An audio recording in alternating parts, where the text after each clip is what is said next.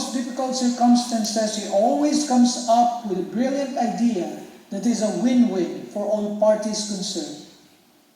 But first and foremost, Brother Alan is a model Christian and a man of faith. He is a faithful and dedicated Christian servant leader, a brother, an elder, and pastor. He will always drop all business matters when it comes to the Christian ministry and EITCF activities. Ethics and morality is never an issue in his business dealings, for to him, he will always follow his conscience. Not once have I seen him worry in spite of all the difficult circumstances, for he takes everything in prayer and faith in his big God. I am confident Brother Alan is enjoying his time with the Lord now, for some of you must have heard Brother Alan recite Philippians 1:21 100 times. For to me, to live is Christ, and to die is gain. In the face of his imminent death, I believe Brother Alan would have this verse in mind, which was written by Paul when he was facing certainty of death in 2 Timothy 4:7. I have fought a good fight. I have finished my course. I have kept the faith.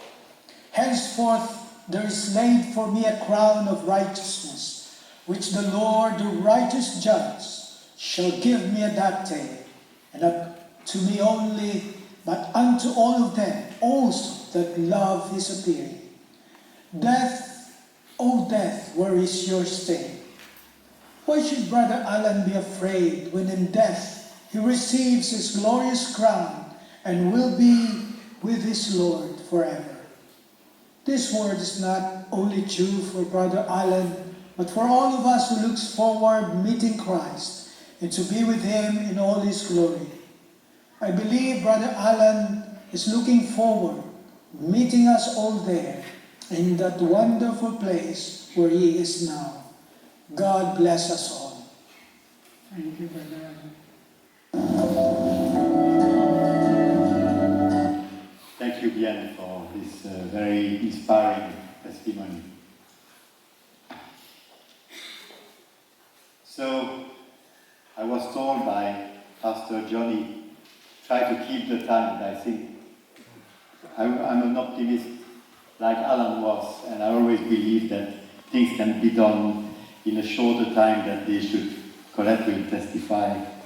That's exactly the way I am. And I had a challenge because last night I talked to Pastor Johnny and he told me, let's try to keep it, within a reasonable time because we want to keep it within 1 hour. I'm afraid I'll have to go and confess and get my sin forgiven. But it's hard to summarize 24 years of fantastic adventures we've had. When we were telling people that we had been working for 24 years, then they could hardly believe it. We were just telling them that we were just like an old couple and that it was way too late for the two of us to divorce. We have developed a unique relationship based on a deep respect of each other, infinite trust, loyalty, and with a permanent presence of humor. Oh, many times haven't we teased each other.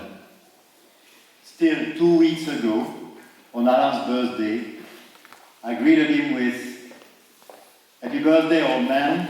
You're catching up on me. You're catching up on me." Alan answered with a smile and told me that he was still feeling young and strong. It's true that Alan looked in great shape, always very health conscious, with a proper diet and regular exercise. Alan was an excellent writer and a wonderful speaker, always preparing his presentation in a very careful way and often making some corrections at the very last minute. He was a perfectionist. But during his speech, those who knew Alan would always be wondering when he would crack a joke. We've been traveling together all over Southeast Asia, but also through Europe, and of course in Belgium, where Alan stayed with our family. During our trips, sometimes the budget was a bit tight. We would share the same room, never the same bed. Twin bed always. Our kids have grown up together at AIT, then they carried out at the Bangkok Patana school. Leila and Colette and our kids know how close we were to each other. That created an indestructible bond between our two families. We knew that we would count on each other and that we would always be there for each other. Even though nobody can replace Alan, that relationship between our family will not fade, it will go stronger. Alan was loved by all the people he came across. He always had a nice word for everyone, had an amazing sense of humor, and radiated positive energy wherever he was. Over the last week, we have received messages of sympathy from all over the world. I can't name all the countries, otherwise Pastor Johnny will fire me.